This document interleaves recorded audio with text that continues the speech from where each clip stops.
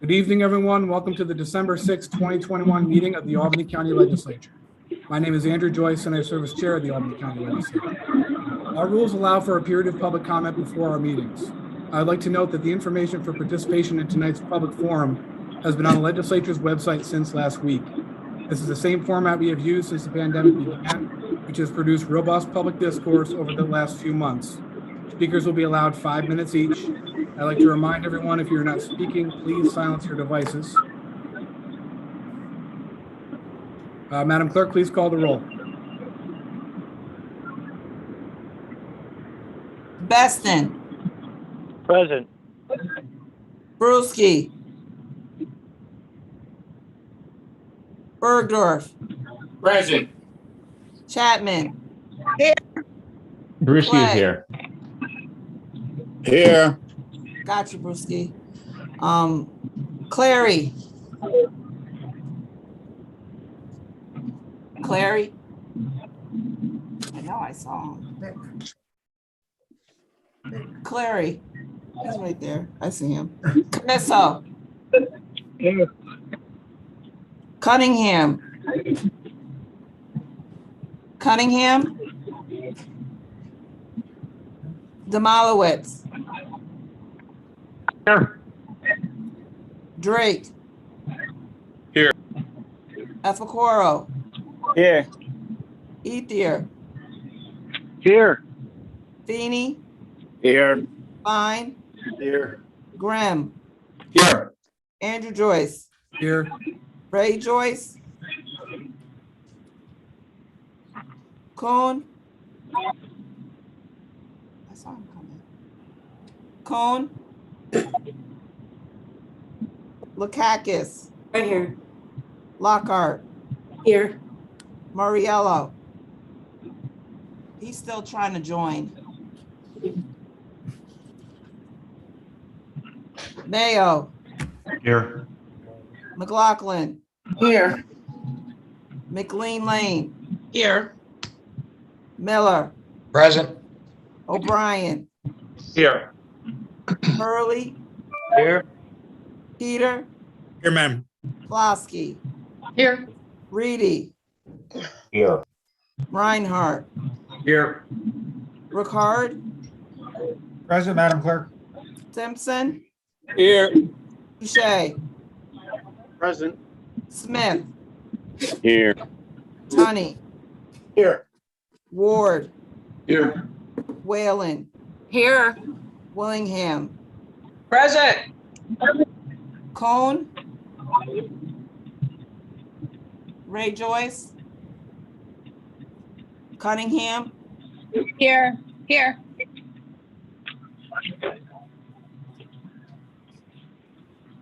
$37 present. Thank you, Madam Clerk. But I do see Muriello. He's still trying to join. Okay.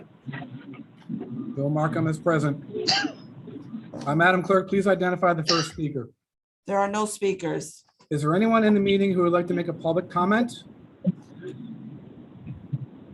Hearing none, the public forum is now closed. At this time, we'd like to call our meeting for December 6, 2021 to order. We'd like to ask Chairwoman Wanda Willingham and members of the Audit and Finance Committee to lead us in the Pledge of Allegiance. And following the pledge, I would ask that you join me for a moment of silence to remember the lives lost in the absolutely unnecessary tragedy which occurred in Oxford, Michigan last week. Not only a moment of silence, but also a moment of reflection for a time and place in this country where kids can go to school and feel safe. We'll be remembering the lives of Madison Baldwin, Tate Meir, Hannah St. Juliana, and Justin Schilling, and all the students and families and teachers and administrators who now are going to be suffering with irrevocable trauma for the rest of their lives. Too many families have been forced to return home to empty bedrooms, and we must do better than this. So, Madam Chairwoman, Wanda Willingham, and members of the Audit and Finance Committee, please lead us in the moment of the Pledge of Allegiance, and then we'll be followed by a moment of silence. Mr. Chairman, can I ask you to add the name of former county legislator Leon Dukes to that moment, in the moment of silence, who passed away last week. Okay. Thank you, Ms. McLaughlin. We'll also be remembering the life of former county legislator Leon Dukes. Thank you. Thank you.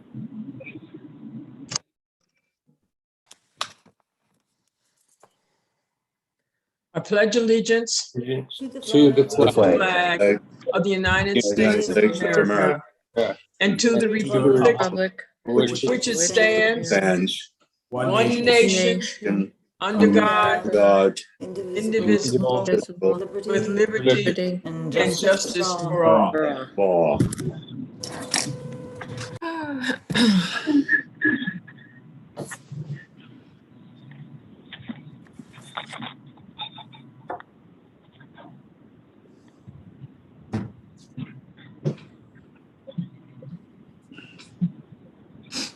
Thank you, everyone. Madam Clerk, please call the roll. Beston, Present. Brewski, Present. Bergdorf, Present. Chapman, Present. Clay, Present. Clary, Present. Camisso, Present. Cunningham, Present. Demolowitz, Here. Drake, Here. Efacoro, Present. Ethier, Here. Beanie, Here. Fine, Here. Grimm, Yeah. Andrew Joyce, Here. Ray Joyce, Coon, Here. Lakakis. Here. Lockhart. Lockhart, I'm sorry, here. Murriello, Here. Mayo, Here. McLaughlin. McLaughlin, Oh, I'm sorry. I said, I guess I'm here. I'm here. McLean Lane, Here. Miller, Present. O'Brien, Present. Hurley, Here. Peter. Peter, Here. Plosky, Here. Reedy, Here. Reinhardt, Here. Ricard. Ricard. Simpson, Here. Smith, Here. Boucher, Here. Honey, Here. Ward, Here. Whalen, Here. Willingham, Present. 38 present. Thank you, Madam Clerk. I'd like to take note of additional sponsors with the clerk. First item under previous business, please. Resolution number 447, amending the 2021 Albany County budget to provide funding for the commissions on redistricting. All those in favor? Aye. Aye. Opposed? Madam Clerk, can you just make sure I was added as a co-sponsor? All those opposed? 447 passes unanimous. For 448, please. Resolution number 448, amending the rules and regulations for Albany County employees regarding health insurance benefits for retirees to allow for utilization of qualifying years of veteran service to apply to the qualifying years necessary to become eligible for health insurance benefits. All those in favor? Aye. Aye. Opposed? And Can on I be behalf of the- added? Can I be added to that, Carolyn? Aye. I want my name added to that also, please, Chairman. Well, it's Is about that to pass binding as well? unanimous, so everyone who votes in favor tonight is going to be added to this resolution, Okay, thank you. okay? Thank you. Thank you. On behalf of all the veterans in the Albany County workforce, we appreciate your support on 448 tonight. 448 passes unanimous. And I'd like to take a motion from Ms. Willingham to take 514 and 515 out of order. Motion. Second, Mr. Motion Chairman. Seconded by Mr. Peter. All those in favor? Aye. Aye. Opposed? Okay, motion to take resolutions 514 and 515 out of order passed unanimous. Before we vote on the budget tonight, folks, there's one final amendment. During budget making for 2022, the Capital District Regional Planning Commission, or CDRPC, initially submitted a 2% annual increase for their operations. It was subsequently determined by the CDRPC that a 5% increase was needed to meet their financial commitments for the next year, and they have submitted a revised request to the Department of Public Works. However, in the creation of the Department of the County Executive's 2022 budget proposal, DPW inadvertently admitted the Commission's requested increase. This budget amendment of $2,238 rectifies that omission and allows the CDRPC to maintain its operations for the 2022 fiscal year. I believe it is on your screens right now. May I have a motion? Can I get a second to this motion to amend the budget? Second, Mr. Chairman. Second, all those in favor? Aye. Aye. Long roll call on this budget amendment, please. And it's only the amendment. On the amendment. Baston, In favor. Brewski, Yes. Bergdorf, Yes. Chapman, Aye. Clay, Yes. Clary. Clary? Mickey, you're muted.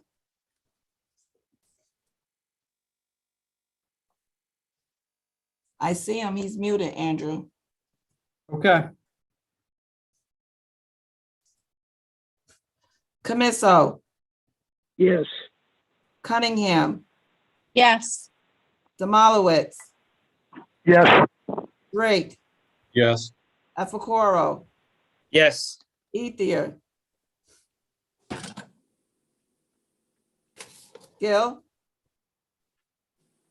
Mr. Ethier, you are muted. If you're on a phone, it's *6 to unmute, folks.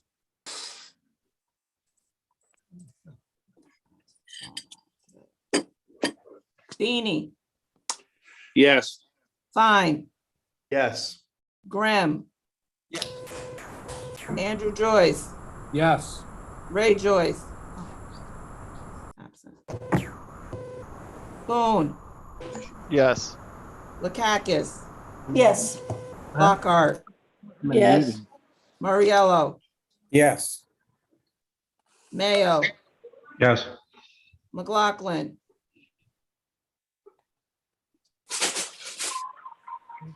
Carolyn, Yes. McLean Lane, Yes. Miller, Aye. O'Brien, Yes. Hurley, Yes. Peter, Yes. Plasky, Yes. Reedy, Yes. Reinhardt, Yes. Ricard, Aye. Simpson, Yes. Smith, Yes.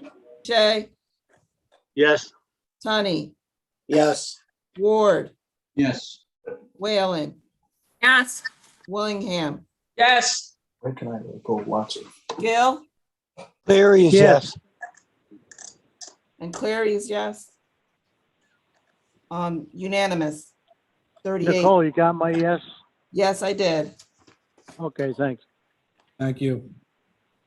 Amendment passes unanimous. Mr. Moriello? Well, I just want to make comments when we get to the discussion of the budget itself. Well, that's where we're at, sir. Go right Okay. ahead. All right, thank you very much. I just prepared a really brief statement that I just wanted to read. It's only take a couple of minutes. It'll be quick. But I just wanted to point to the fact that since the beginning of 2020, over 450 Albany County residents have died of COVID. Thousands have tested positive, and through it all, our county government has been on the front lines, in particular the health department, and they've been doing a phenomenal job. We are still in a state of emergency and being warned about a new variant of COVID sweeping the planet with confirmed cases here in New York State. And as proof that things have not returned to normal, we're still meeting virtually. Now, the pandemic has hit large and small businesses. Eviction and rent moratoriums are bankrupting small landlords and making home ownership even more elusive for our children. I work in the private sector. I'm experiencing the effects of rising costs with the products I sell. Our material, labor, and transportation costs have increased significantly.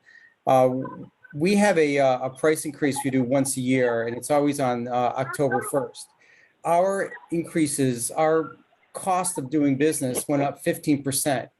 We raised our prices only 6%. So the company has absorbed some of these costs. The balance again is being passed on to the consumer. It's the average consumer who is feeling the brunt of increased inflation. Simply look at your grocery bill. It's increasing daily. The Federal Reserve Chairman said the inflation we're experiencing is not transitory. These prices are here to stay. Many residents worry about how they afford the huge increases in their heat bills. It's wonderful that we don't have a tax increase again this year, but we are increasing spending by almost 5%, and that 5% will now be part of the base Albany County budget for years to come. So while I support the vast majority of what the budget does, it doesn't send the right message to the people we serve. It's a business as usual budget in a year that is no way usual. It doesn't represent the sacrifices our constituents have to make every time we go to the gas station or the grocery store, where they're faced with even higher prices with no end in sight. It doesn't represent the uncertainty everyone feels about a virus that won't go away and how that has changed every aspect of our lives. So therefore, Mr. Chairman, I will be voting no. Thank you. Thank you for allowing me to speak. Mr. Grimm? Mr. Chairman, the proposed budget meets critical social service needs and addresses COVID as well, along with many other things that are needed. I support those efforts. But that is not the only standard by which this plan should be judged. The budget is a missed opportunity to limit spending and support taxpayers in a significant way. While the budget proponents are urging spending caution due to the uncertainty next year, the budget proposes a nearly 5% spending increase. That's not being cautious. The increases include a nearly $10 million jump in salary costs, and now nearly 100 county employee lines are more than $100,000 salary a year. Conversely, easing the tax burden is not a top priority here, with less than 1% tax cut proposed. In Rensselaer County, every Democrat and every Republican voted for a budget that cut the tax rate by 10%. We have the money to help taxpayers without hurting needed programs. This was an unprecedented year for federal revenue. Nearly $60 million was earmarked to the county from the Fed's rescue plan. We used nearly all of this year's rescue plan money to cover losses from COVID, making us much stronger financially than we would have been. In addition, the county controller discovered $7 million resting on a balance sheet that is now being used to create two new reserve funds, a $3 million fund for pension costs, a $3.75 capital reserve fund. While there are restrictions on how that money can be spent, their creation means millions more from our general fund dollars will be available that would have otherwise been used to pay pension costs or to do more borrowing. We have 19 other reserve funds that total over $55 million. We have the fund balance, which is about $45 million. According to the state controller numbers, sales tax revenue for January, October of this year, up 20% from the same period last year, up 10% from pre-COVID 2019. And it is likely, in my view, we will surpass our 2022 sales tax projections.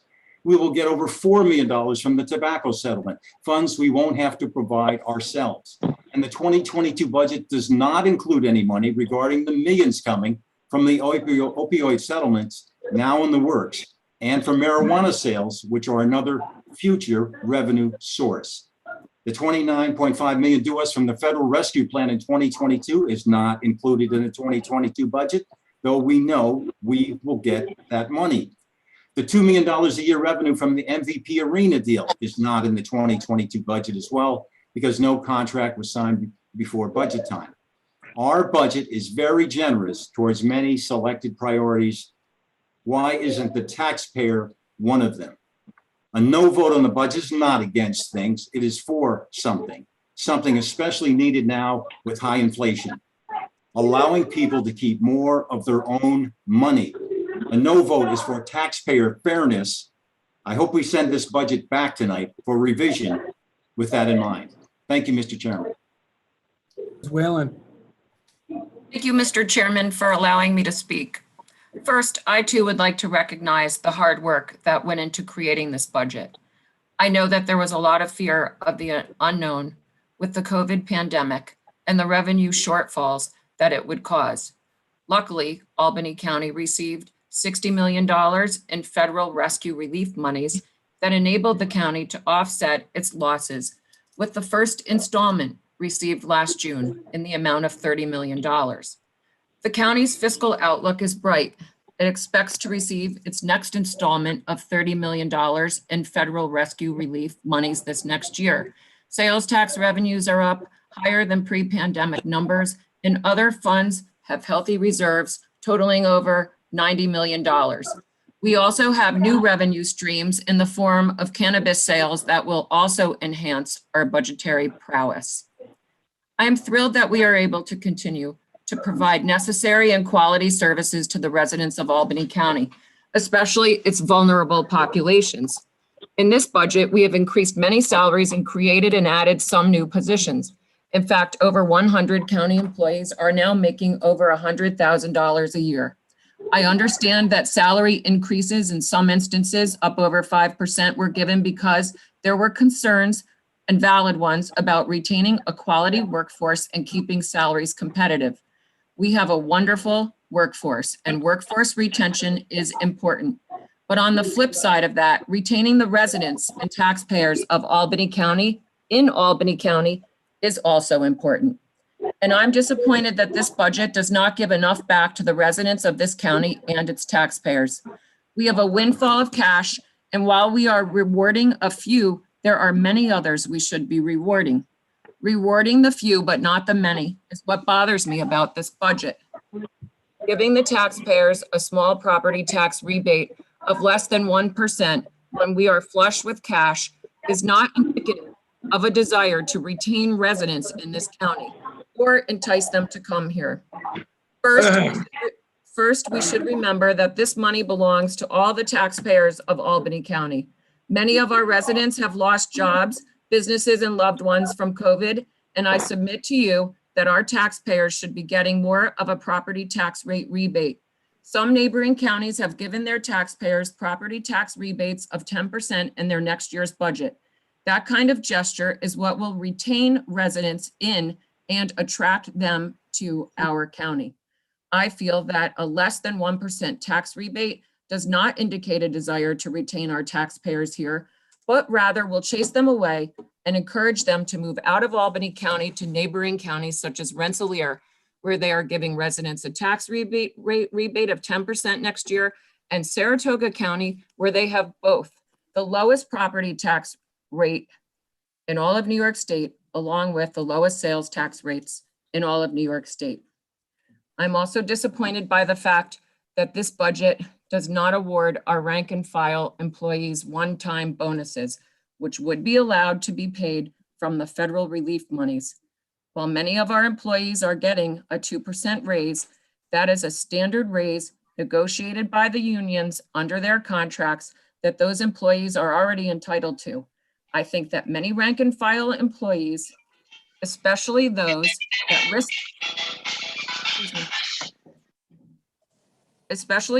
risk their lives during COVID to come into the office physically and or the nursing home or other facility in Albany County during COVID to serve our more vulnerable populations, should be allocated bonuses as well.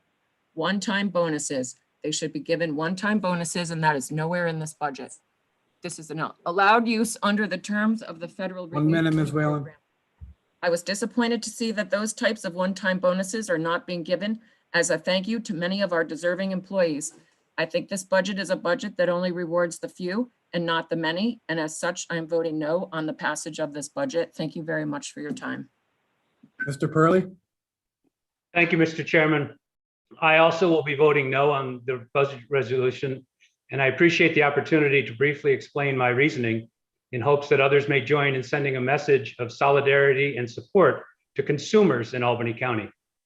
In one of the budget sessions, this proposal was characterized as a budget that largely keeps things as they were. But the fact of the matter, Mr. Chairman, is that things today are not as they were, particularly as pertains to the flood of public revenues pouring into our county. and as pertains today to the extraordinary increase in household expenses that is impacting the wallets of every consumer in this county. The comptroller tells us that tax receipts from sales tax and mortgage recording tax have never been so robust. At the same time, governments in this county are witnessing a huge influx of borrowed federal dollars sent our way. Local governments here in Albany County will collectively receive nearly 175 million additional dollars on top of the record-breaking local tax collections. For us, this is a windfall, but it comes at the same time that households and consumers in the county are being squeezed in their budgets as never before. The rate of inflation today is higher than it's been in over 3 decades. Everything you buy at the market is costing more every time you go. Housing and rent costs are through the roof, and our residents are facing a particularly grim winter, with utility and energy prices expected to be as much as 40% higher than last winter. Some may say that with all the excess money in the county accounts, we can devise new programs to send new checks to community organizations to relieve the consumer's pain. What's the honor in simply redistributing a household's earned income? Where is the glory or even the efficacy of sending people more government checks if and when the amounts received don't equal the amounts eaten by the inflation caused in part by the excessive public spending? Our neighboring counties have a better, more effective approach. It is to return some of this unprecedented windfall in revenue directly to consumers who earned it in the first place and who need the help today. Rensselaer County last week approved unanimously, Republicans and Democrats, a 10% tax reduction. In Dutchess County, the executive proposed the largest tax relief in the county's history, marked by a 10% reduction for homeowners, as well as the elimination of sales tax on clothing and shoes, something that will affect every single person in that county. This will keep hundreds of dollars in the pockets of consumers there at a time when they need it most. In contrast, here in Albany County, we are proposing to spend more than ever. In terms of relief for hard-pressed consumers, we offer none. Relief for homeowners, the best we can do is a whopping $6 off the tax bill of an average $200,000 home. That won't even buy a county resident a single meal at McDonald's. Mr. Chairman, in this environment, with public coffers bulging with windfalls, while consumers are being squeezed more and more every day, I cannot vote to approve a measure that fails to provide consumers with the break they need and deserve. Thank you.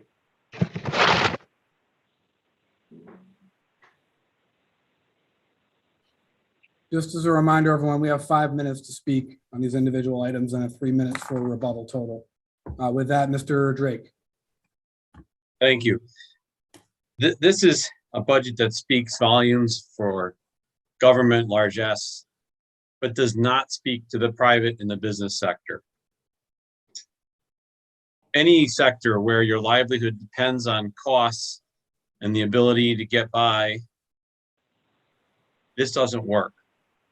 The speakers before me have outlined the intricacies of inflation, but let me just touch upon, as a business, many businesses rely upon fuel, the cost of vehicles, the cost of durable goods, heating oil, electricity, energy prices. Simply buying a truck to move mulch from point A to point B as a landscaper, whatever your business might be.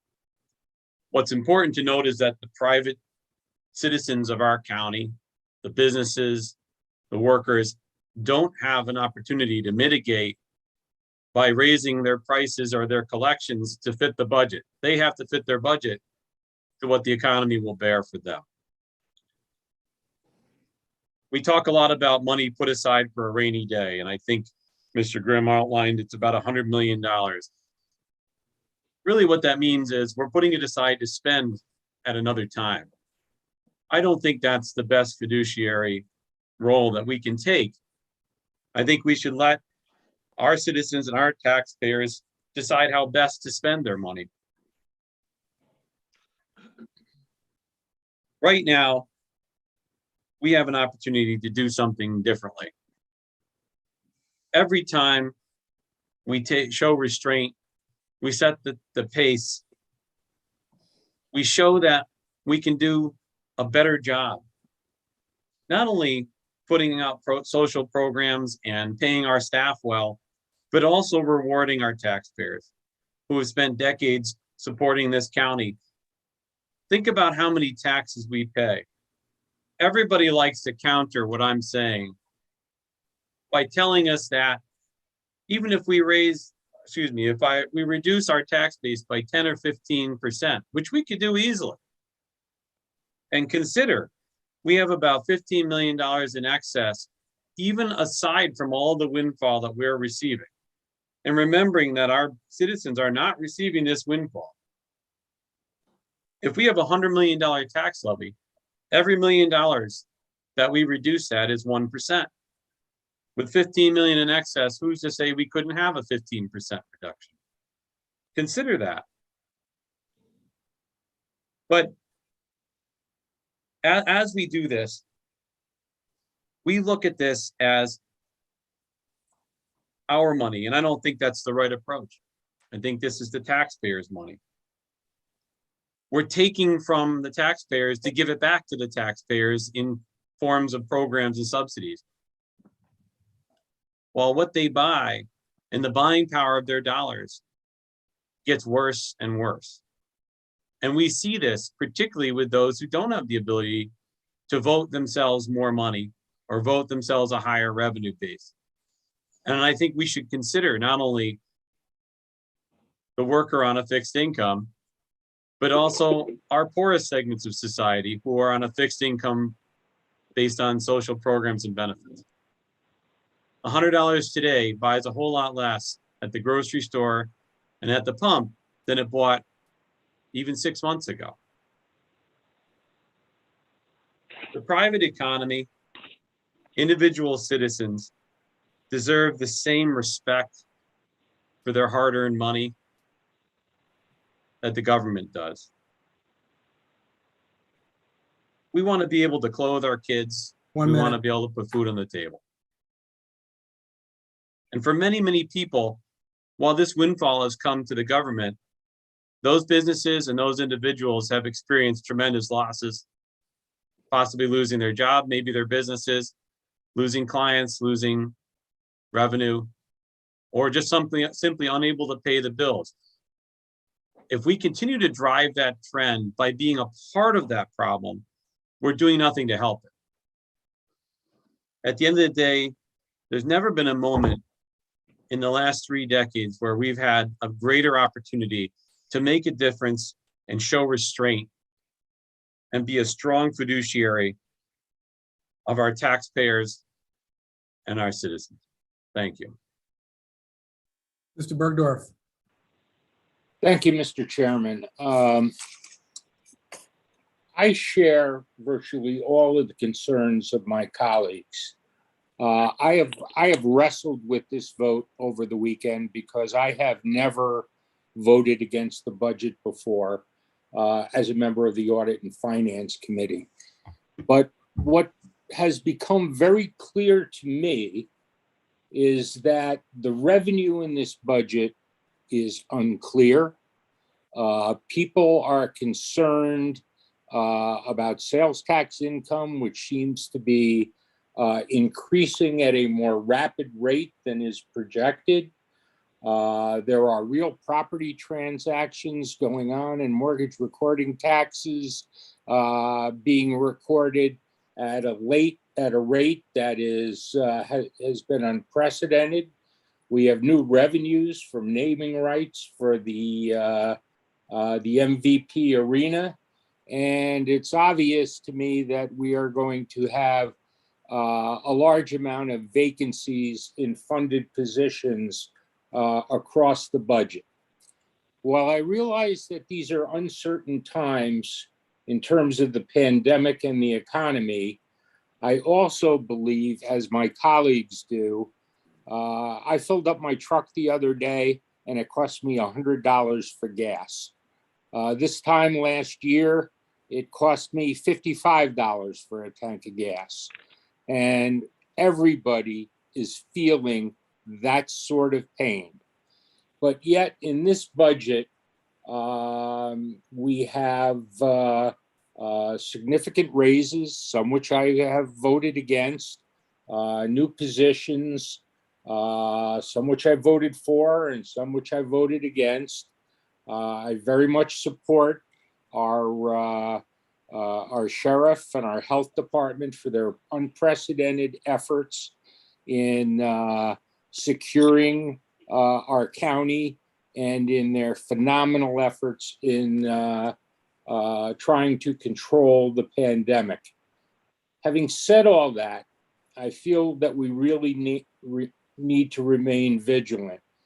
I get a sense from some of my colleagues after hearing in committee meetings that they have a sense that we are awash in money, and that all these federal pass-through dollars and all these state pass-through dollars and all the extra revenue which is going to go into the budget, which may or may not be accounted for, is going to be an unprecedented opportunity for spending. And I agree with my colleagues that I think it's time for us to really put on the brakes, to be a conservative government, and to really proactively enact some conservative fiscal precedents. So I'm going to vote for the first time. I'm going to vote against this budget. Although, as I said, the health and safety aspects of and the safety net portions of the budget are foremost, but believe we have an opportunity to provide some remuneration to the taxpayers. I believe that the county needs to actively pursue revenue that is due them from other municipalities. I know that will be controversial. I know that's something that we will discuss probably in next year's legislative cycle. A minute. But that is an issue which is near and dear to many of our hearts.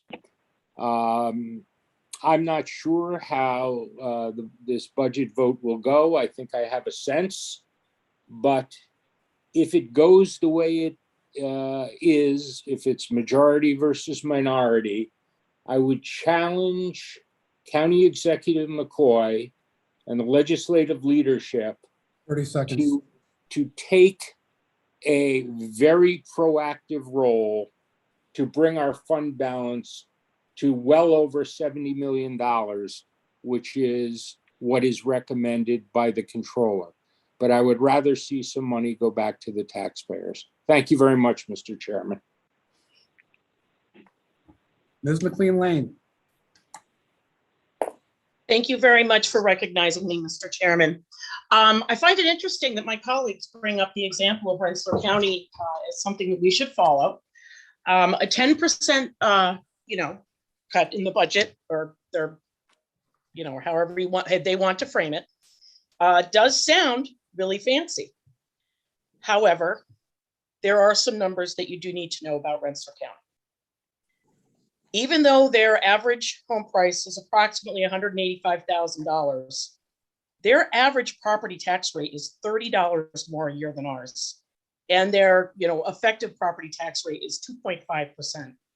While in Albany County, our median home value is, as I said, it's actually, we're at like 218,000, while they're at 185,000. So it's about a $30,000 difference. And as I mentioned, our median annual property tax rate is $30 less. And our average effective property tax rate is 2.1. So it sounds as though maybe Rensselaer County, we're either comparing, as I believe it to be, apples and oranges, because they don't quite have the commercial, the commercial property tax base here are there as they do here. And so, or if we are talking about apples and apples, it sounds like they owe that 10% back to the property taxpayer. So when we start comparing ourselves to other municipalities and other counties, we have to take into consideration all of these other things to make sure that their one number of, oh, we're going to give 10% back actually makes sense. I'm of the belief that we are comparing apples and oranges when it comes to our counties. We are very different. They have a lot more rural property. They don't have quite as much commercial tax base, as I said. And in addition, they have a smaller population. So, you know, that being said, Rensselaer County is a wonderful place, and I'm happy that they were able to find that. But I also think we're comparing two completely different animals here. I will be voting for the budget, and I appreciate your allowing me an opportunity to speak. Thank you.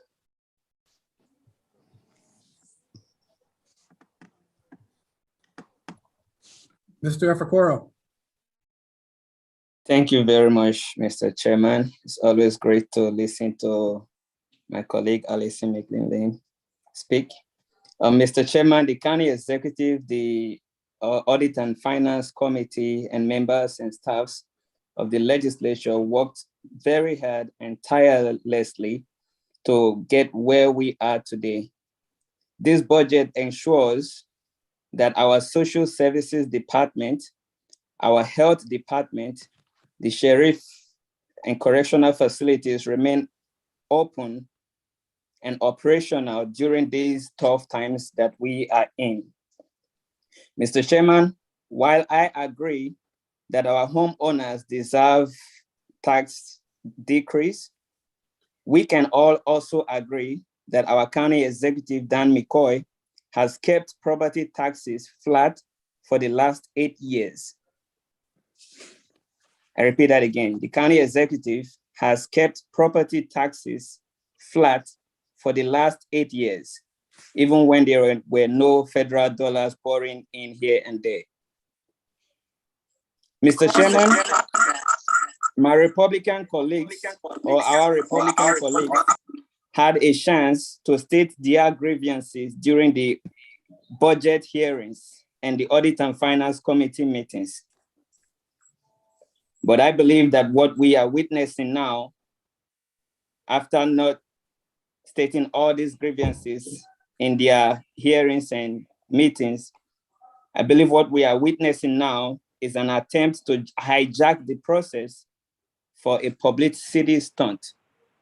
Again, I believe this is a process or an attempt to hijack this budget for some publicity stunt, and it is a shame. Thank you very much, Mr. Chairman. Thank you, Mr. Efacoro. Mr. Peter. Thank you, Mr. Chairman. I want to start by thanking you, Majority Leader Feeney, Chairwoman Willingham, on a great process on this budget. Our cooperation with the county executive and the open process we had was very important. First, let's not pretend that COVID didn't show us the inequalities that are throughout our county. Rural, suburban, urban, we saw that what we thought, from food insecurity to social programs and things of that nature, were not available and equal for everyone. And that put our whole county at risk. We often heard some of our colleagues complaining about people not wanting to work and things of that nature, but we saw low wages as part of that process. We actually have to reimagine how we're going to do business. We need to build infrastructure and innovate to stay ahead of future costs and change the way we do business as a county. And this is what this budget starts to do. We talk about, my colleagues talk about a windfall. This is investment.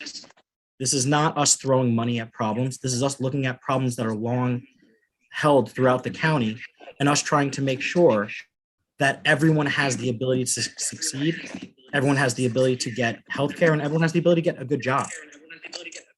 We are one Albany.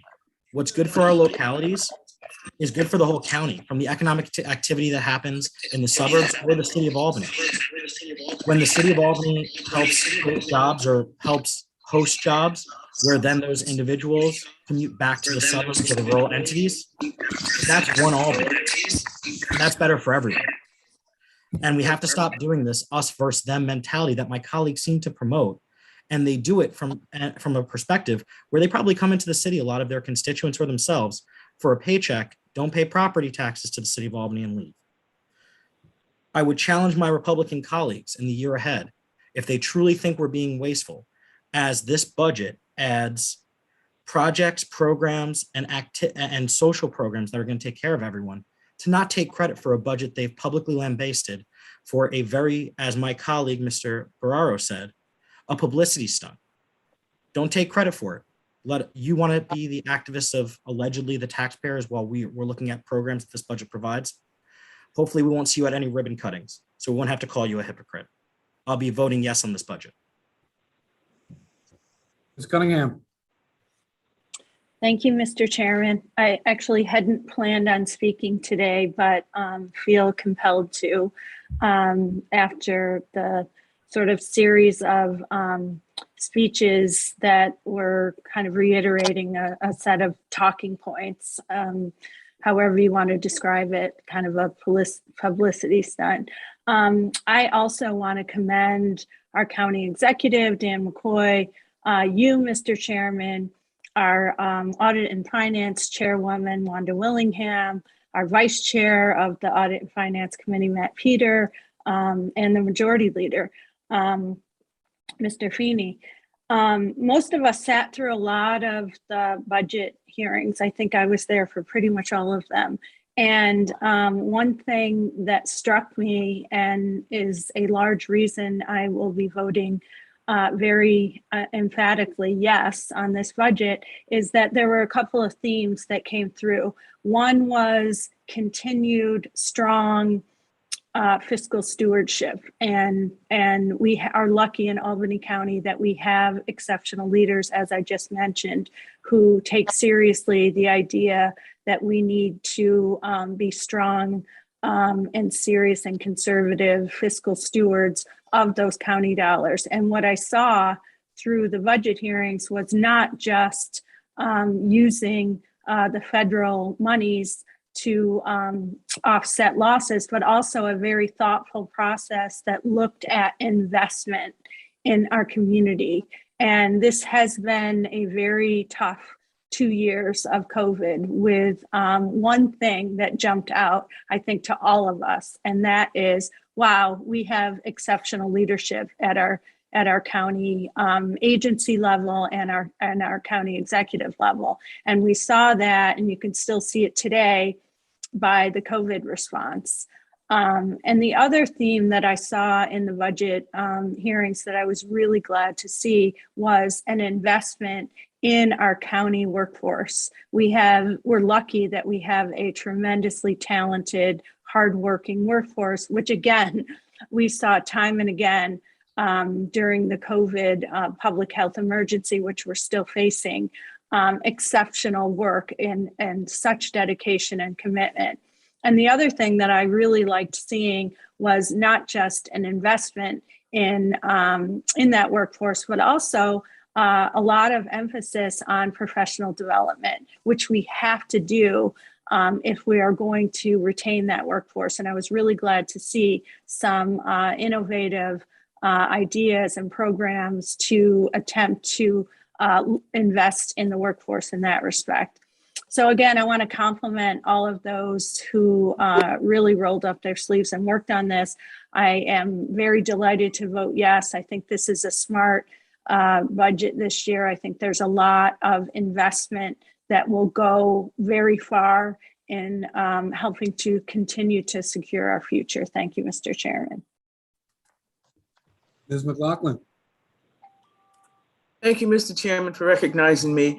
I too, as Ms. Cunningham, had not planned to speak, but after listening to some of my colleagues and their reasoning for not supporting the budget, I am compelled to offer my support wholeheartedly for this budget. At the onset, I too would like to commend the Audit and Finance Committee chaired by Wanda Willingham for the great work that they continue to do as it relates to overseeing this process to ensure that we make the right decisions. This is something that is expected of us by our constituents, and I believe that the Audit and Finance Committee has met that charge. We had opportunities at each committee meeting to hear from the separate departments, and I believe that they presented a case at each opportunity to put us where we are today in support of this budget. While I too have concerns about an interest in the ARPA funds that will be coming into the city and the county, I do not want us to give false hope to people that a one-shot return in 2022 is something that is going to be a gift that keeps on giving, because it will not happen that way. So if we have an opportunity to hold some funds for future programming projects and to improve the positionality of our constituents, then I'm all for that. As I had concerns, and I raised them earlier, that the ARPA funds were not included in this budget. But I was satisfied with the response that I received from my chairman and from the Audit and Finance Committee about how those funds were being used this year, and the fact that there will be opportunity for us as a legislative body to have some say on how future funding, the next $30 million, approximately $30 million that will be coming into the county. So I just want us to think forward, think long-term. I'm not for just getting a slap on the back for saying no to a number of things this year and holding back in this budget, but I'm trying to look at this from a long-term perspective, and I believe that that is what is taking place here with a positive yes vote for the 2022 budget, and I wholeheartedly offer my support in that manner. Thank you very much for the opportunity to speak. Thank you. And again, as a reminder to everybody, we have 5 minutes to speak on the floor and 3 minutes for rebuttal. We're trying to manage that and making sure everybody has a chance to make their voices heard tonight. With that, Mr. Fine. Thank you, Mr. Chairman. I just want to also respond to some of our colleagues who said they'd be voting against the budget. I will be voting for this budget, and I'm proud to do so. I want to point out that this year's budget, the tax rate for the county is going down, and that we already have one of the lowest tax rates in the state. That's something we should be proud of. We have a lot of issues in this county. We have violence that's plaguing many communities in the county. We have people still struggling economically from a global health pandemic. And we have persistent issues such as housing insecurity, poverty, substance abuse, vacant buildings that we need to do more to address. Some of my colleagues here say that we must be more fiscally conservative and seem to imply that our number one priority should be cutting spending at all costs. I do not believe that this is the way forward. I believe that we should have a progressive government that cares about its people and actively works to address inequities and make the lives better for everyone. This is a good budget, and I'm proud to vote for it. And I just want to thank everyone who's involved in this process, particularly Chairwoman of Audit and Finance, Wanda Willingham. But I think in the future, we need to be looking towards how we can further invest in many of these pressing needs. And I'm confident that this body is going to do that. Things like housing, things like mental health services, youth programming, jobs. There are many issues facing our county, especially the most economically distressed neighborhoods. And we need to do more. And I'm confident we will. But it's going to take more investment, and it's going to take a progressive mindset on what we can do in this county. Mr. Bergdorf. You have 3 minutes. I will take less than that. When a couple of my colleagues have talked about talking points and have stated that our conference is taking the position that we're taking as a publicity stunt, I'm not sure that returning money to taxpayers is a publicity stunt. It is a basic tenet of economic fairness, especially in times of high inflation and increased costs. I was also told not to be expected to be invited to any ribbon cuttings. The ribbon cuttings are an example of publicity stunts where you take taxpayers' money and you give them to somebody else, and you put that in your newsletter and you put it in Facebook and you mail it to everybody, that's a publicity stunt. I can't go to any of the, all of the 3,500 homes in my district and say, gee, you know, we got you a little bit of a tax cut. We're trying to be conservative. We're trying to start for a rainy day. It's very easy to give away somebody else's money. That is a publicity stunt. And that has to go, that has to be stated to those who believe that returning money to taxpayers is a publicity stunt. Thank you very much, Mr. Chairman. Mr. Peter. No, a publicity stunt is when we all made sure that we gave grants to our businesses as a need-based thing and everyone supported it. And then some of us can vote against something but still take credit for it. And a publicity stunt is knowing that the majority of this body will vote responsibly for this budget. And certain of our colleagues can say they're trying to give money back, but then take credit for the positives of the budget, when they know for a fact that lowering the budget because of a temporary influx of cash is actually going to cause us to either cut programs in following years or raise taxes, which will help them politically. That's a publicity stunt, and it's cowardice. Mr. Simpson. Yeah, Mr. Chairman, I was not prepared to speak tonight, but I can barely keep my head from exploding when I see this kind of very simplistic,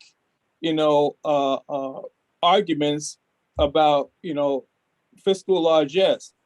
We have to ask ourselves, why is the present amount of federal funding being made available to the local level? Could it be that we have an unprecedented pandemic that has devastated our economy? And can we ask the question, why is it that the pandemic has been raging out of control, even though we've been able to make sound opportunities for people to stall the pandemic? I think it's the height of hypocrisy and simplistic analysis to say that we should ignore how we got to this place, pretend that we didn't get this way because of a political agenda of a particular party, and then act as if things are normal. We are very much not normal, and we're getting less normal every day. I don't want to get into a polemic discussion, but we would be naive in the extreme if we pretend that we're not in an unprecedented time in history and that we're in serious peril of losing our democracy. And the funding that's being made available is to deal with a need that responsible leadership could have stalled and is still impeding the obvious scientific ability to curtail the problem that's forced us to get this federal funding that's now made available. So, and I think we should stop with this kinderspiel and deal with the very serious challenges that we have and not pretend that we're in normal times. We're in anything but. I, for one, am 100% for the budget. Hey, folks, I see Mr. Grimm has his hand raised. Ms. Willingham has her hand raised. I want to remind everybody, we're not attacking each other. These are differing viewpoints that we have here. Let's try to keep it civil as best we can. And we're nearing the point where we are going to vote on this budget. But we'll get to Mr. Grimm, who has a rebuttal, and then we'll get to Ms. Willingham. Mr. Grimm. Thank you. And by the way, Mr. Chairman, thank you for running a fair show tonight. I really appreciate it.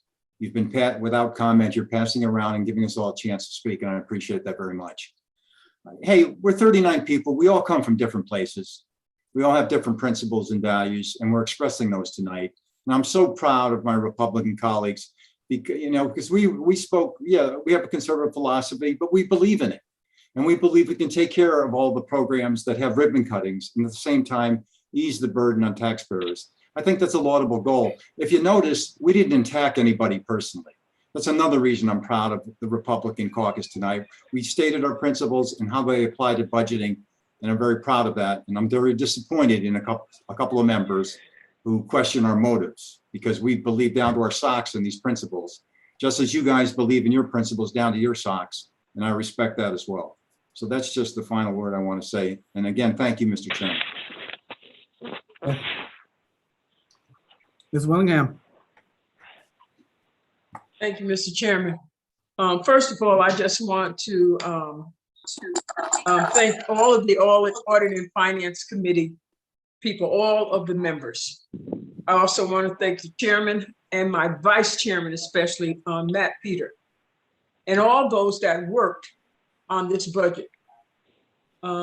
It would be foolish of us not to recognize that the pandemic is still very alive and well in this country, not just in Albany County. And it is continuing to keep us all in a state of fear.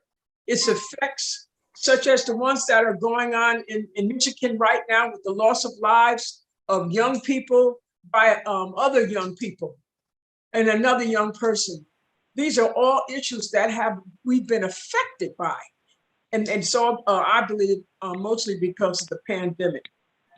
I have to say that over the past several months, we have had really robust conversations in the Audit and Finance Committee in regards to the financial health of Albany County.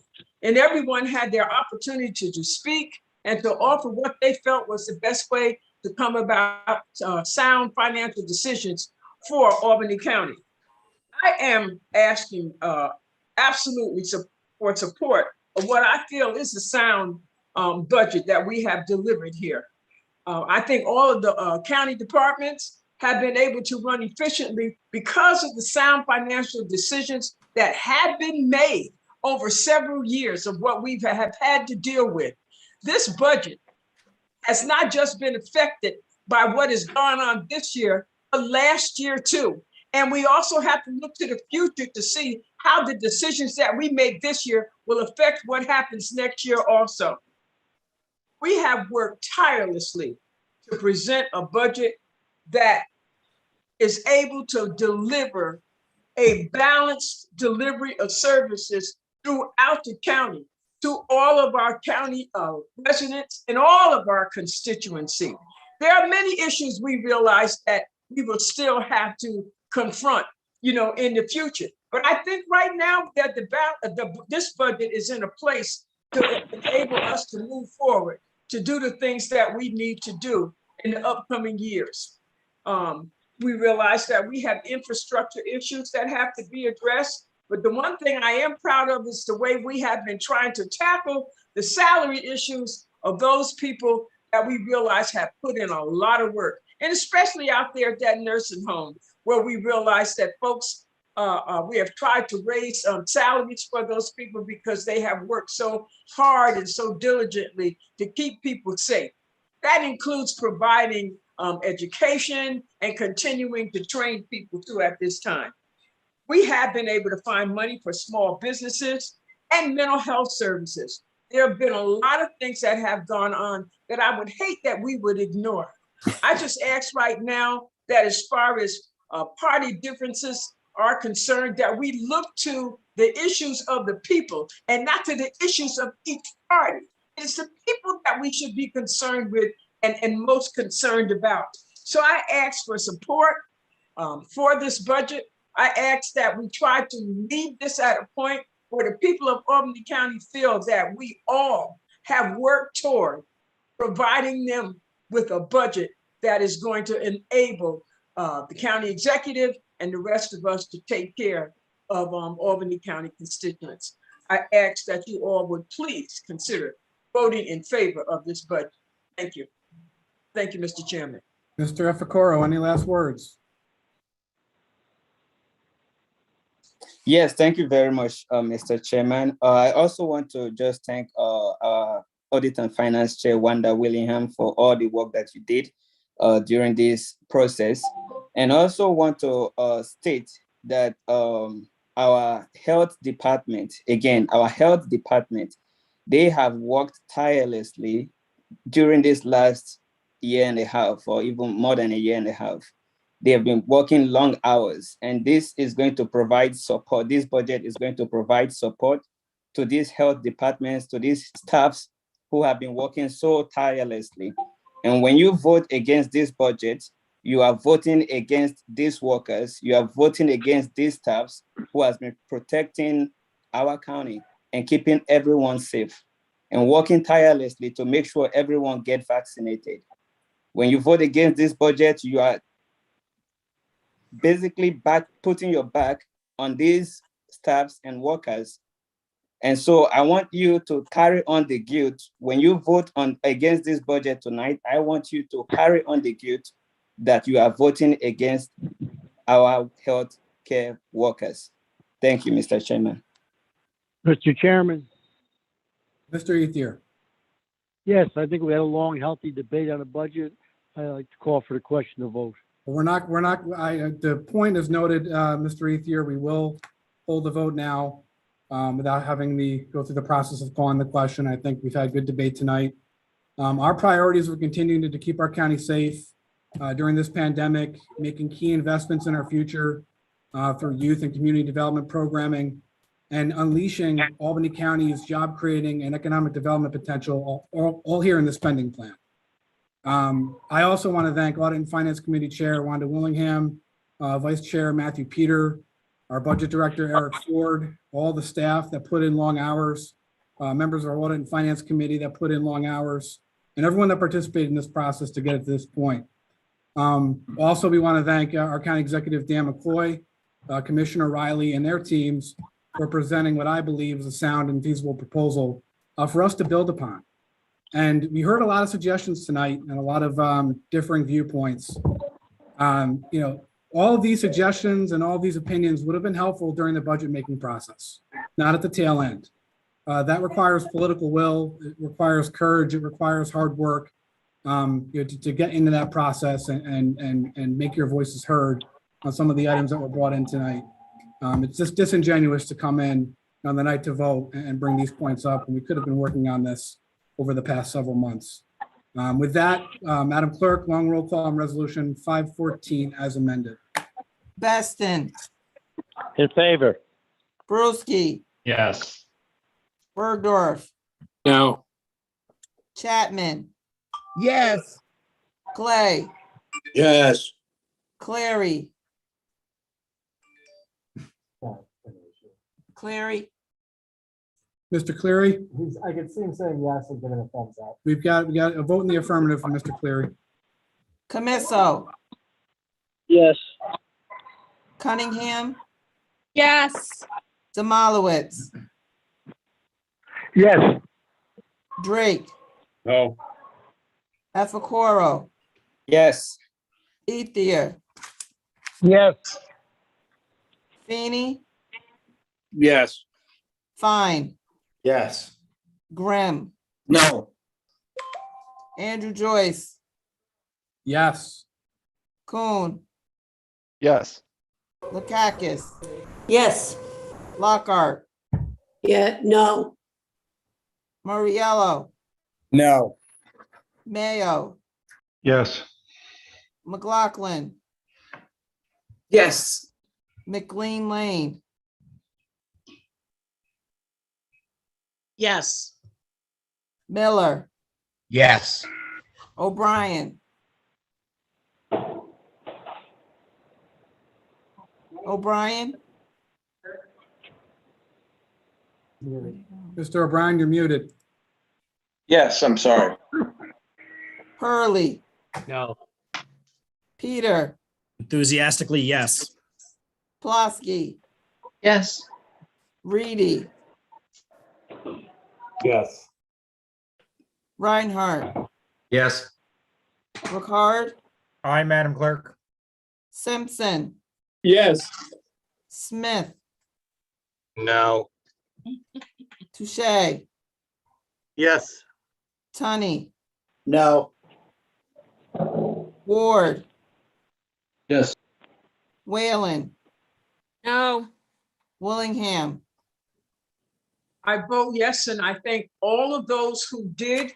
And we want to let the people of Albany County know that we plan on continuing doing a lot of hard work, just like we did over these past year here, to ensure that going forward, it's only going to get better.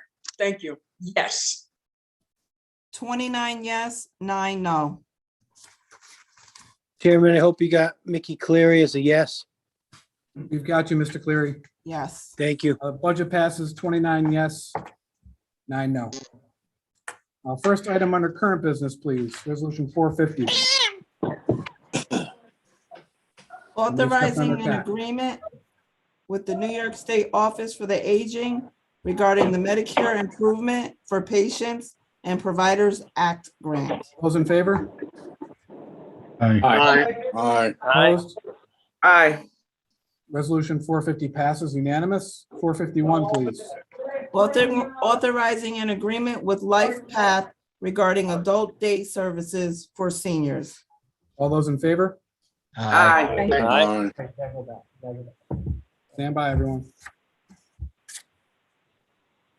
550. Appropriate budget. Stand by, everyone.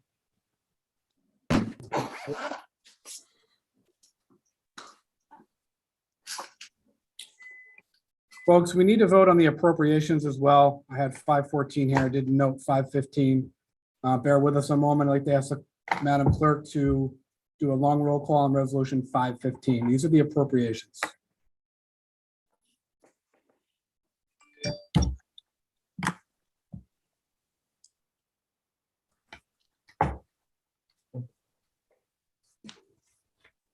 So appropriations of amounts contained in the 2022 Albany County budget. Beston, Yes. Brewski, Yes. Bergdorf, As the budget is passed, I'll be voting yes. Chapman, Yes. Clay, Yes. Clary, Yes. Camisso, Yes. Cunningham, Yes. Demolowitz, Yes. Drake. Yeah. Efacoro, Yes. Ethier, Yes. Feeny, Yes. Fine, Yes. Grimm, Yes. Andrew Joyce, Yes. Coon, Yes. Lakakis, Yes. Lockhart, What? Yeah. Murriello, Yes. Mayo, Yes. McLaughlin, Yes. McLean Lane, Yes. Miller, Yes. Ryan, Yes. Hurley, Yes. Peter, Yes. Pulaski, Yes. Reedy, Yes. Reinhardt, Yes. Card, Aye, Madam Clerk. Simpson, Yes. Smith, Yes. Touche, Yes. Tunney, Yes. Ward, Yes. Whalen, Yes. Willingham, Yes. unanimous. Okay, resolution 38. 515, the appropriations for the budget passed unanimously. Thank you, everyone, for your patience. I think I saw Mr. Collins's head spin on his shoulder, so I'm glad that we didn't miss that one.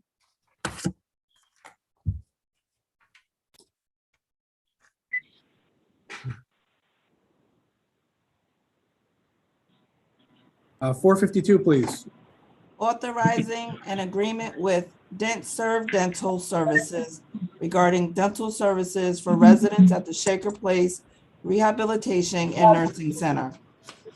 All those in favor? Aye. Aye. Opposed? Resolution 452 passes unanimous. 453, please. Authorizing an agreement with Leading Age New York regarding the Advanced Training Initiative. All those in favor? Aye. Opposed? Aye. 453 passes unanimous. Just want to remind everyone, if you're not speaking, please mute your device. If you're on a phone, *6 will mute and unmute for you. Thank you. 454, please. Authorizing an agreement with the New York State Department of Health regarding the Advanced Training Initiative Grant Program and amending the 2021 Department of Residential Healthcare Facilities budget. All those in favor? Aye. Aye. Opposed? 454 passes unanimous. 455, please. Authorizing an agreement with Nurse Connection Staffing regarding supplemental nursing staff for the Shaker Place Rehabilitation and Nursing Center. All those in favor? Aye. Aye. Opposed? 455 passes unanimous. 456, please. Authorizing an agreement with Leading Age New York Foundation of Long-Term Care regarding a coronavirus emergency support grant and amending the 2021 Department of Residential Healthcare Facilities budget. All those in favor? Aye. Aye. yes, Opposed? 456 passes unanimous.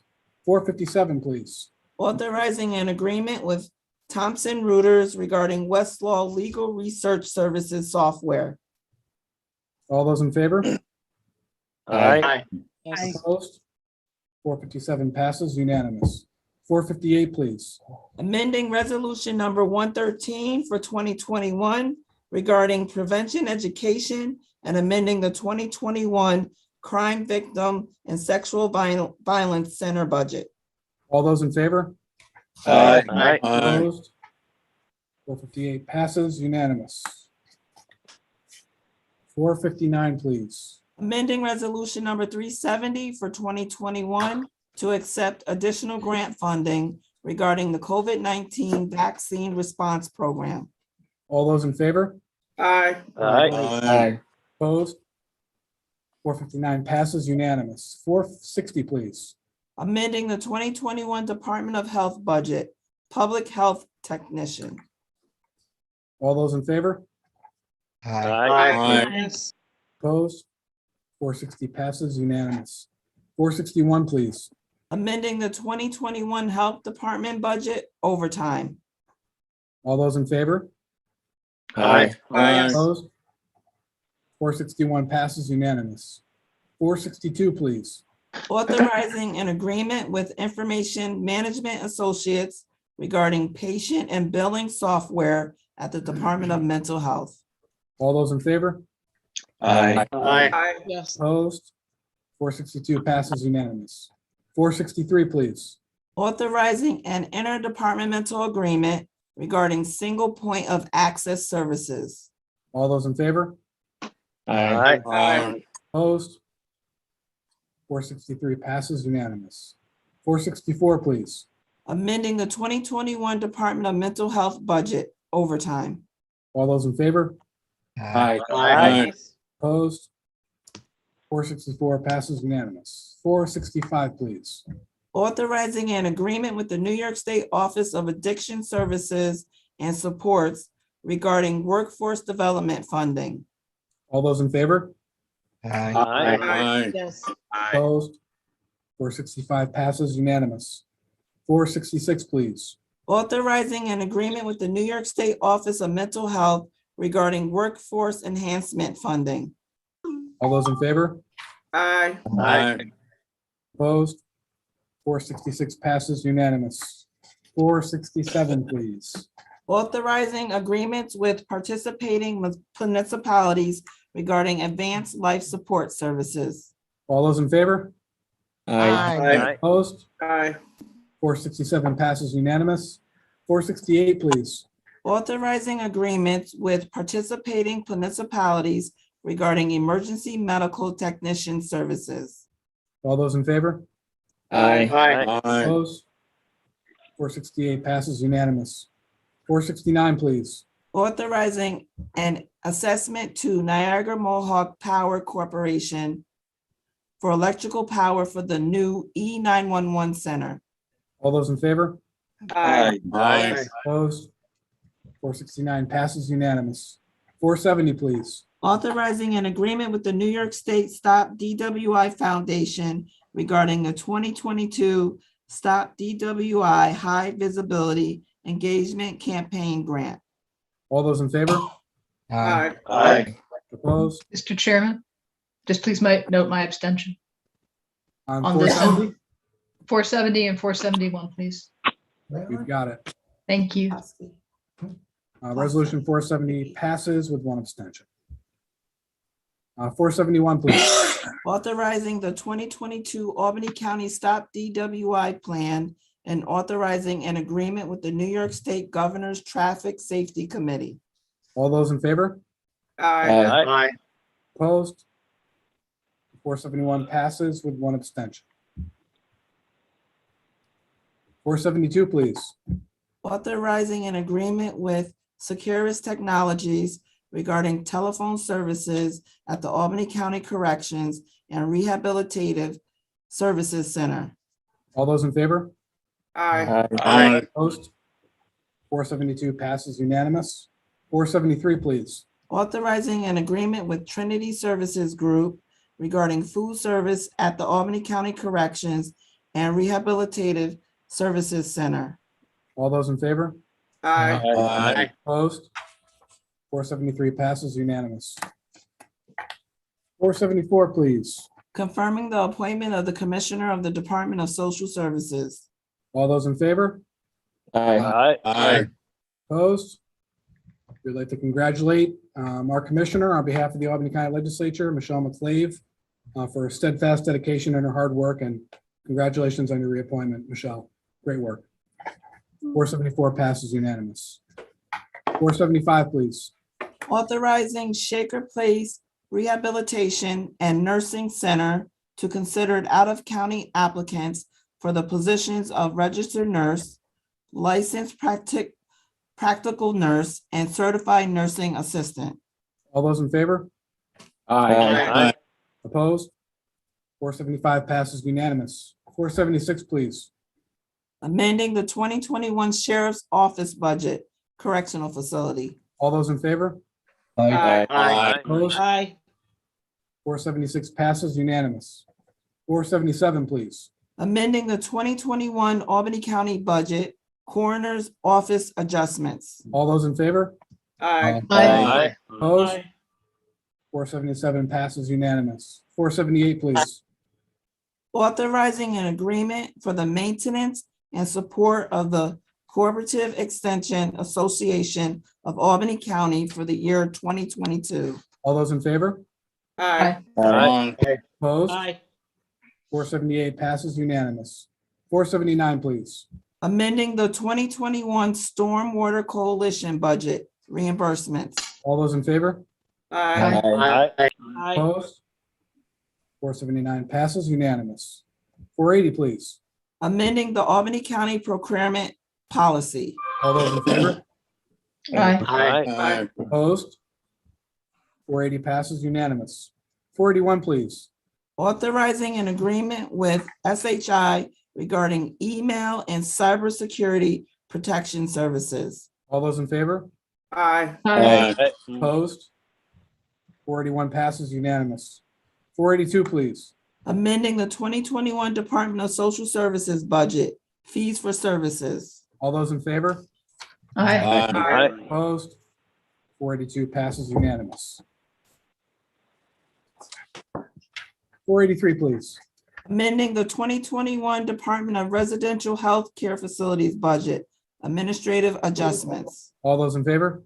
Aye. Opposed? 483 passes unanimous. 484, please. Authorizing an agreement with the National Grid regarding a gas efficiency program for the Shaker Place Rehabilitation and Nursing Center. All those in favor? Aye. Aye. Opposed? 484 passes unanimous. 485, please.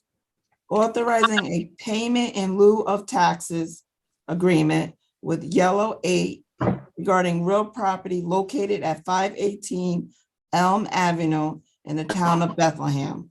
All those in favor? Aye. Opposed? 45 passes unanimous. 486, please. Authorizing a payment in lieu of taxes agreement with Yellow 5 regarding real property located at 2 Van Buren Boulevard in the town of Guilderland. All those in favor? Aye. Opposed? 486 passes unanimous.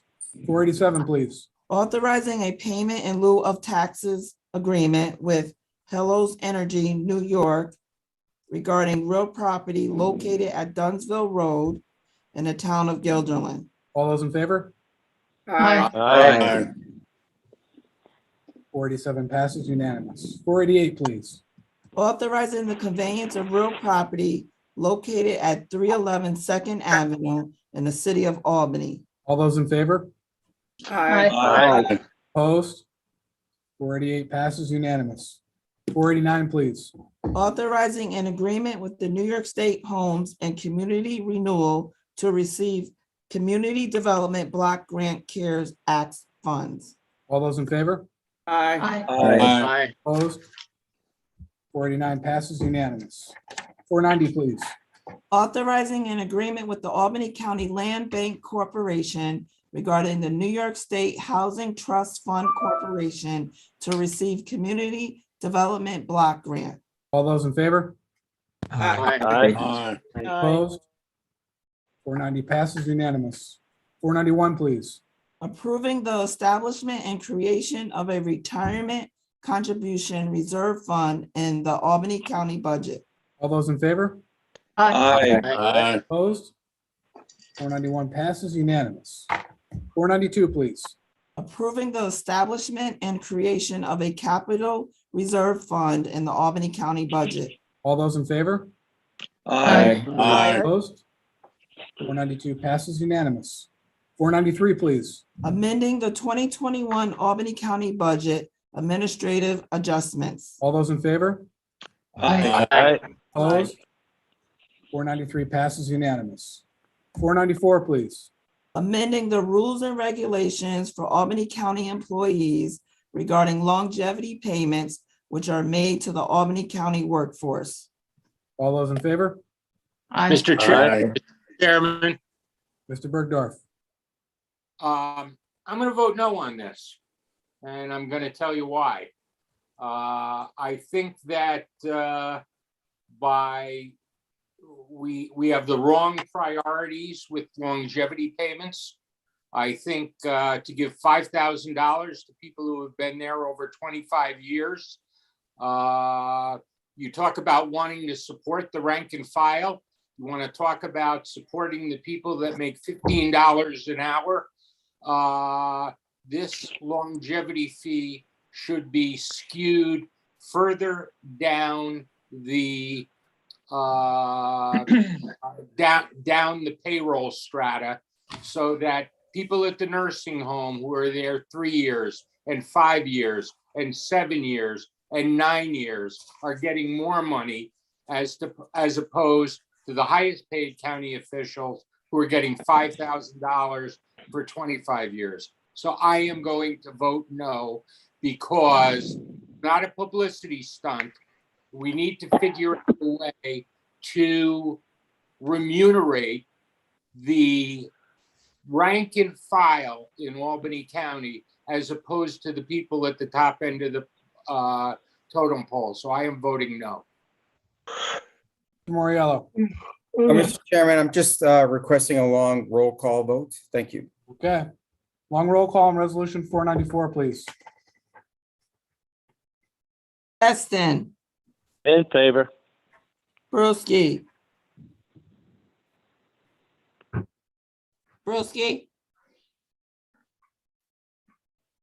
Bergdorf, No. Chapman, In favor. Clay, Yes. Clary.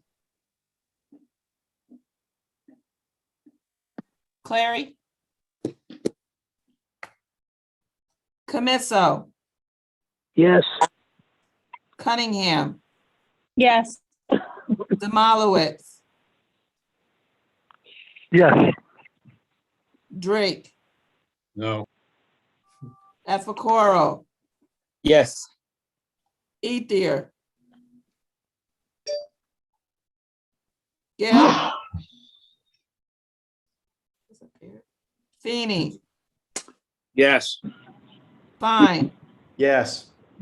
Grimm, No. Andrew Joyce, Yes. Kuhn, Yes. Lakakis, Yes. Lockhart. No. No. Murriello, No. Mayo, Yes. McLaughlin, Yes. McLean Lane, Yes. Miller, Yes. O'Brien, Yes. Hurley, No. Peter, Yes. Plasky, Yes. Reedy, Yes. Reinhardt, Yes. Ricard, Aye, Madam Clerk. Simpson, Yes. Smith, Yes. Touche, Yes. Tunney, No. Ward, Yes. Whalen, No. Willingham. Yes. This is Brewski. Brewski votes yes. Nicole, I vote yes too. That's Mr. Ethier. Mr. What about Cleary. Clary? Mr. Cleary, do we have you? Okay, when he comes back up, we'll, I thought I heard him say yes. Did you hear him say You yes? got my yes, Nicole? Yes, I do. Thank you. I have 30 yes, 8 no.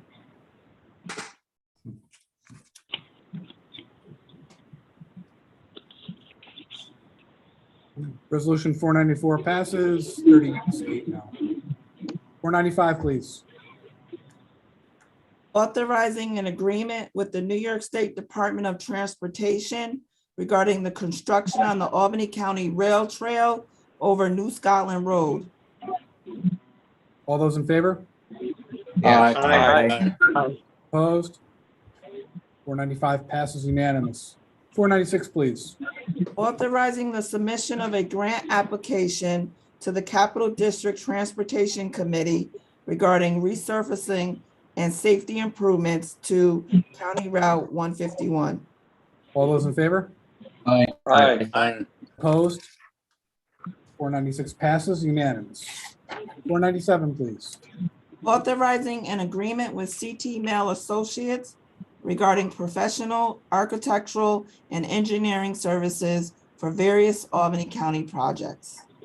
All those in favor? Aye. Opposed? Aye. 497 passes unanimous. Mr. Cleary is having technical difficulties, but he wanted to note his vote in the affirmative on resolution 494. Resolution 498, please. Authorizing an agreement with Johnson Controls regarding HVAC preventive maintenance and emergency service for the Harold L. Joyce Building and Traditional Center. All those in favor? Aye.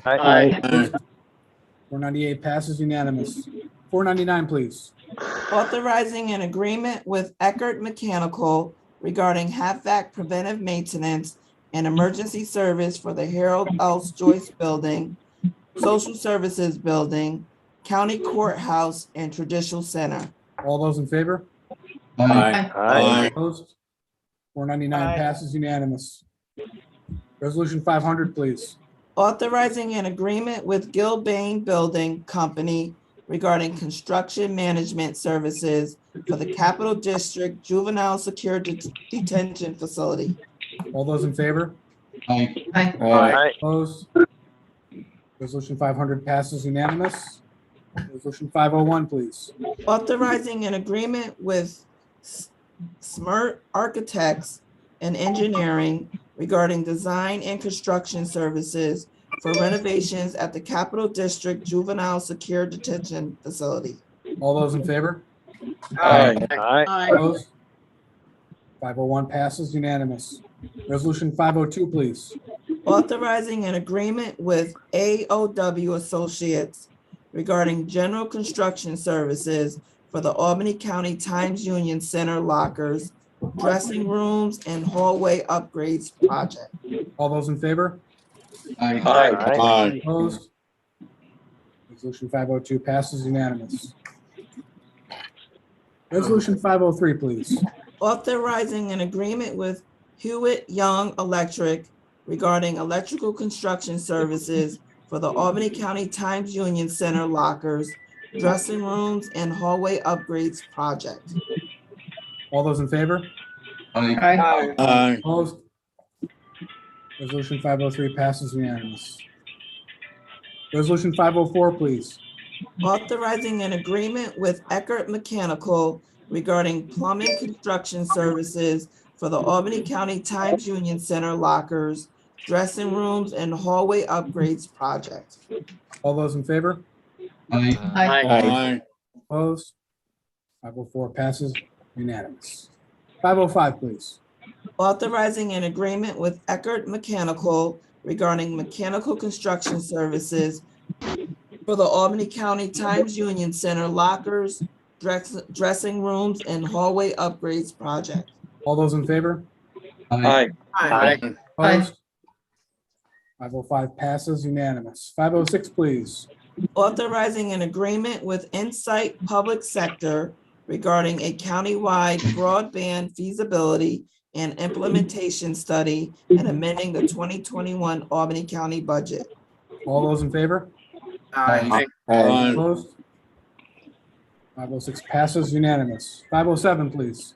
Authorizing an agreement with MVP Healthcare regarding naming rights for the Times Union Center. All those in favor? Aye. Opposed? 507 passes unanimous. 508, please. Authorizing an agreement with Daktronics regarding the replacement of an outdoor LED video display at the Times Union Center. All those in favor? Aye. Opposed? 508 passes unanimous. 509, please. Amending the 2021 Department for Children, Youth, and Families budget. Increased costs for children in need of foster care. All those in favor? Aye. Opposed? Did you note my abstention on that? 509 passes. 1 abstention. 510, please.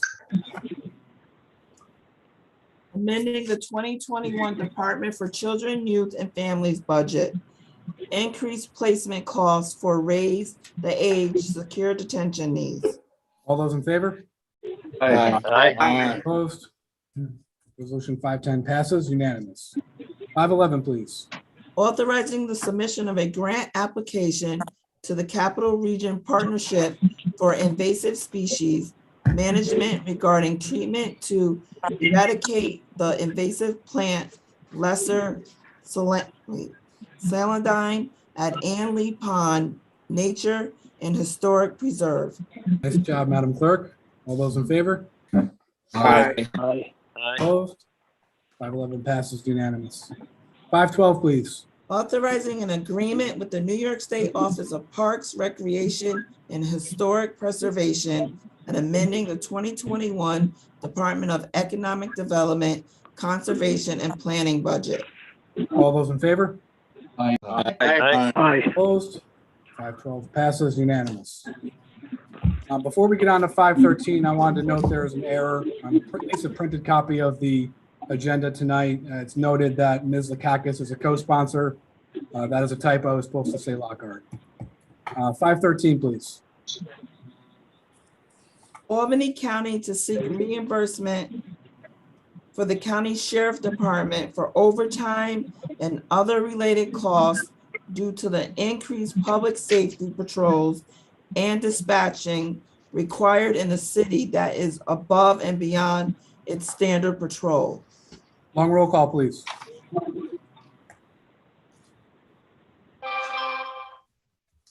Beston, Favor? Brewski, Yes.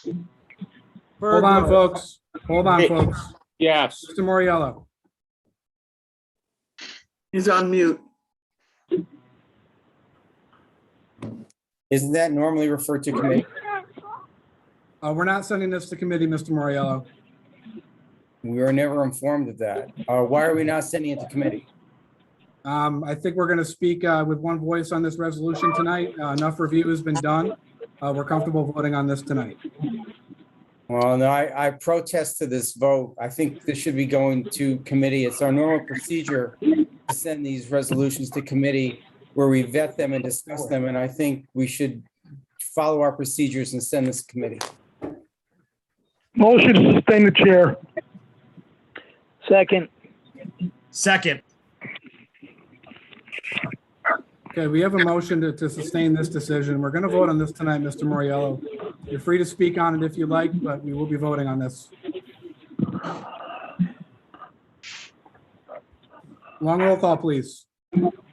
Mr. Chair, this is to vote to sustain the chair. This is a vote on the resolution. This is a vote on Resolution 513, the Republican proposal to seek reimbursement for the County Sheriff's Department for overtime and other related costs due to increased public safety patrols and dispatching required in the city that is above and beyond its standard patrol. Got to start with that. I thought we were one resolution off. I'll be voting no. Okay. I'm gonna start over again. So roll call, please. Beston, In favor. Mr. Beston, In favor. I want you, okay. Mr. Mr. Bruce, Chairman. On Mr. Chairman, 513, I vote no. okay. Mr. Chairman, Mr. O'Brien, if you vote yes, you agree with Mr. Moriello's resolution, and if you vote no, you don't. Correct? correct. Okay. Okay. sorry. Say that again. voting no. Clarify again. Clarify again. Folks, a vote no on 513 Ah. is, and a vote yes is against. Mr. Chairman, I didn't get that. You broke up. Okay, we have your no vote, Mr. Beston, and Mr. Bruschi, we have your no vote as well. Madam Clerk, please proceed. Okay, thank you. Bergdorf, I'd like to explain my vote, Mr. Chairman. Go ahead. It has been reported in the press that the city of Albany is about 85 police officers down. And the sheriff is now running 2 patrols of 6 men twice a day. And in the year 2020 came up with an overtime bill of over, I think, $550,000. And in 2021 came up with an overtime bill of over $550,000. I think it's about $1.2 million. Now, the average cost of a police officer. So if the city of Albany, they just put on a recruit class of 28 people, I was told by a member of the PBA, but they were 85 short. So there's still 50 members short. So the city of Albany has in their budget unexpended police resources. There's not a police officer that doesn't cost $100,000 between salary, fringe benefits, and retirement. So in the year 2020, City of Albany saved, if you use a conservative number, they didn't have, Mr. Bergdorf, we're in the middle of a long roll call vote. Could you please? Well, That's your point. this didn't go to committee, Mr. Chairman, and I'm trying to explain the merits Okay. of the vote, okay? You've got 3 minutes. So the city of Albany had $5 million available in 2020. And probably another $5 million available in 2021, and that does not include dispatchers. So what's happened is the sheriff has had to put into his budget over $1 million in overtime and 3 new dispatchers to pick up the slack of the city of Albany's administration of not hiring enough police officers. And I know everybody loves to say the city of Albany pays taxes. But let me tell you something. The city of Albany paid $18 million to Albany County in taxes. The town of Bethlehem paid $14 million. The town of Colony paid $35 million. The town of Guilderland paid over $15 million.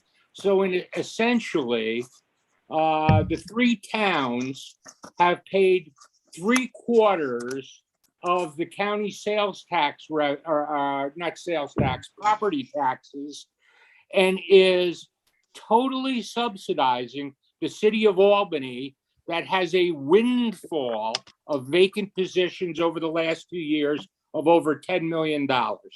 Now, people like to say that, oh, well, we're entitled to this. But earlier tonight, we billed Bethlehem, New Scotland, the Hill Towns, and virtually every other municipality for services that the sheriff performs. We just billed or are getting payments from the Albany County Airport. 30 seconds, Mr. Bergdorf. For the police, the sheriff is putting out there to meet increased need. So what I'm suggesting to you is that the taxpayers of Albany County are being used to pay for the administrative errors and shortfalls of the city of Albany in protecting their own residents. And it's not fair for everybody else's taxpayers to have to pick up time, the Mr. Bergdorf. cost. Are you yes or no? The sheriff, I am a yes on this. The sheriff has sent a bill to the city. It's been ignored. The Okay, county thank you, Mr. Bergdorf. has Madam sent Clerk, an please proceed with agreement, the long roll call. and it's been ignored. Thank you. Madam Clerk, please proceed with the long roll call. Chapman, No. Clay, No. Clary, Mr. Cleary's having internet issues. He's a no. he's a no. Camiso, No. Cunningham, No. Demolowitz, One quick statement, if I could, Mr. Chairman, I'll be brief. Yep. In relation to Mr. Bergdorf's statement, he failed to say that Albany County also has roles in the town of Colony, which we do not have in the city of Albany. The Albany County Sheriff's Department patrols Colony and around the airport 24/7. Albany County pays the roads in the town of Colony that they don't do in the city of Albany. And I'd also like to point out that my district that I represent, we send more to Albany County in tax dollars than anyone else in the city. And if we're going to start going down this slippery road about who's sending all this money to get the services that they want, that's going to be dangerous. Because we, in our district, in my ward, by far send more money to Albany County, and we believe in delivering those services than what we receive. So this is a dangerous road that we're going down. If we're going to start pitting counties and towns against towns on how much services they're receiving when they're in need, mind you, when they're in need of these services, and I'll be voting no. Thank you, Mr. Chairman. Drake, I particularly enjoyed Mr. Demolowitz's pun, the slippery slope. I'm voting yes. Efakoro, No. Ethier, Mr. Gail. Ethier, you're muted. Feeny, No. Fine, No. Graham, Mr. Chairman, I'd like an opportunity to explain my vote if I could. Yep. I want to register a protest. We know what standard procedure is. This is especially on a controversial resolution like this, is to refer to the appropriate committee. That's exactly what should have happened tonight. So I formally want to register that protest. It is not, yes, the county provides services across the county, but it's not unusual for the county to provide extraordinary services to being reimbursed. Bethlehem and many other towns provide money to the county for the paramedic services that the sheriff provides. He's providing a lot of extra patrols in the city, and he should be reimbursed. It's a fairness issue. The city should be reimbursing the county for these extra patrols, and that's why we should be debating this in committees. I'm very disappointed. I think it's wrong. What we're doing tonight is to have this vote without it being referred to committee. I support this resolution very much. My vote is yes. Andrew Joyce, No. Coon, No. And clerk, yes. sorry, I didn't make roll call, but am I allowed to vote on this? Ray Joy? Yes. Okay. abs- Ray? Yep, vote no. Thank you. Okay. Gail, can you hear me now? Yeah, no. No on the vote. Okay. Lakakis, No. Lockhart, Yes.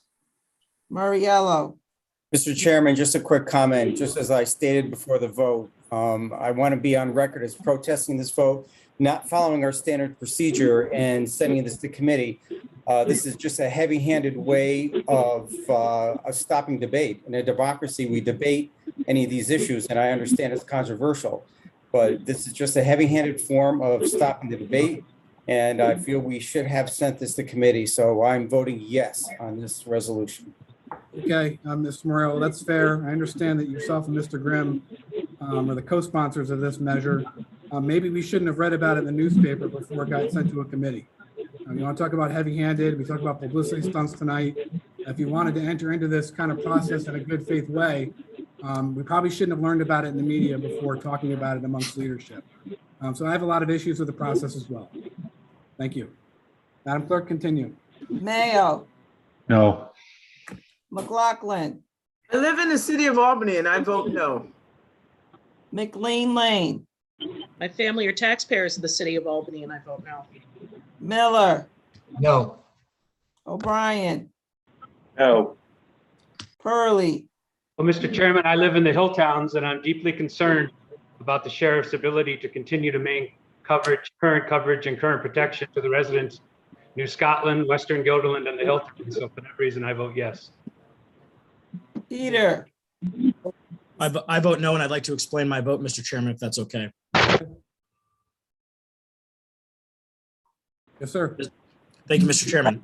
I want to point out we are the state capital. We deal with the region and the state's negative issues and the positive issues. When there's an economic development and jobs that people in the suburbs, the rural areas, and others come to the city of Albany, take their paychecks back to their homes without paying us property taxes at tax exempt issues like the state and the hospitals and the universities, and more than 60% of our property tax base that is tax exempt, we take on that burden. The tax exempt properties that we pay for the services, when every time someone from Colony has a heart attack, they come in an ambulance on city of Albany paved roads to a hospital that pays no taxes to the city of Albany. But we are one county, and I would hate for someone in Colony to not get the services that any Albany County resident deserves, because we are one county. When trouble strikes, we help. When the hill towns needs more plows on the roads that the county pays for, we should send it there. They need the help. When there are subsidized services from the sheriff that the hill towns need, we should pay for that because we are one county. When there's a flood and an emergency, we send that. And when there's a failure of action from federal gun policy held up by federal Republicans that flood our guns with streets, flood the streets with guns, we act as one county. So I vote no on this because we're one county and it's despicable that we try to turn one municipality against each other. Plosky, If I may, Mr. Chair, Yes. my vote is yes, and I represent towns of New Scotland and Bethlehem. If the city of Albany is safer, we're all safer. We need to support each other. And I'm sorry, did I say yes? I meant to say I'm voting no on this. So Yeah, you said please yes. correct that. Sorry. Gotcha. So I am voting no, and I trust our sheriff to continue his good coverage of our areas, the mid hill towns and the farther hill towns as well. So thank you. Thank you. Reedy, No.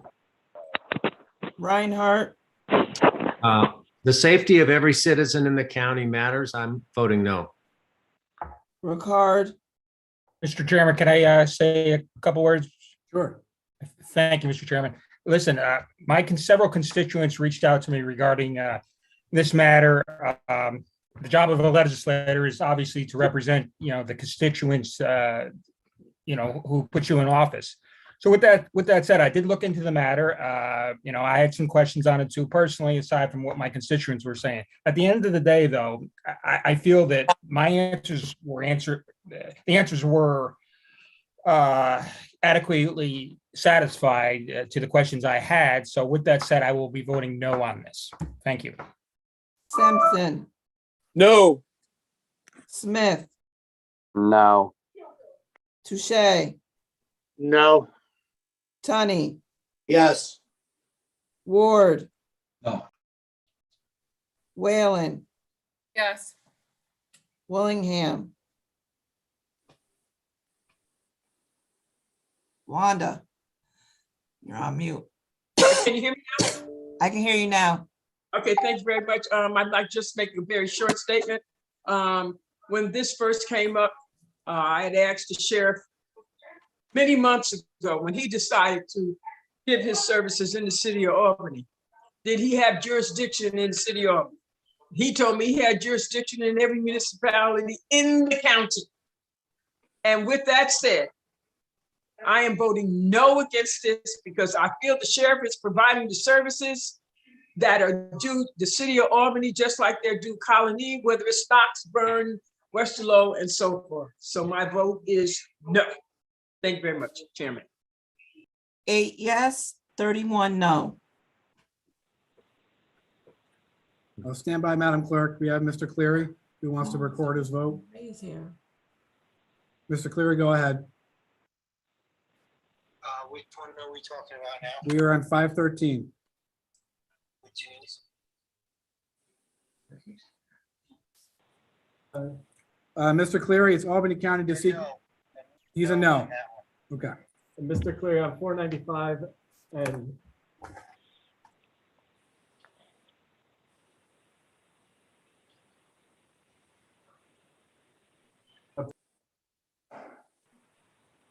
we had you as a yes, Yes, and we had you as a yes on all others. thank you. Okay. Just wanted to make sure that we had his voice vote on those items. Yeah. Thank you, Mr. I'm Collins. sorry, my computer, I'm gonna buy a new one tomorrow. Okay. Thank you, Mr. Cleary. Madam Clerk, could you please report out the vote? I have 8 yes, 31 no. Okay, resolution 513 fails. 8 yes, 31 no. Do I have a motion to adjourn? Motion, Mr. Chairman. Motion by Mr. Peters, seconded by Mr. Ricard. All those in favor? Aye. Have a good night, everyone. Be safe. We'll see you soon.